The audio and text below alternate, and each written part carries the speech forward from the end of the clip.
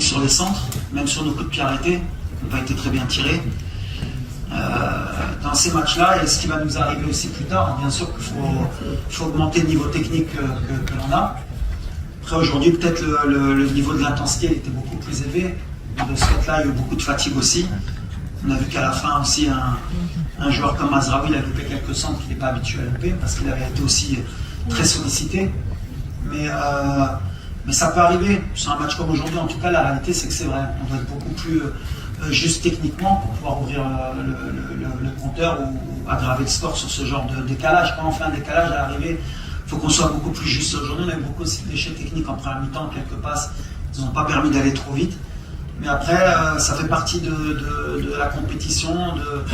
Comme j'ai dit, il vaut mieux que ça arrive maintenant. C'est comme honnêtement, vous allez me prendre peut-être pour un fou, mais je suis content d'avoir fait match aujourd'hui à la fin. Ça nous arrête le record. Le record va mieux que ça s'arrête aujourd'hui et que derrière qu'on reparte sur le gagné. Parce que ça pouvait arriver en quart de finale et on perdait le record et une élimination. Aujourd'hui, on repart à zéro. On sait ce qu'on a à travailler. On va récupérer Achraf. On monte en puissance. Amrabat, son deuxième match depuis pratiquement 6 semaines.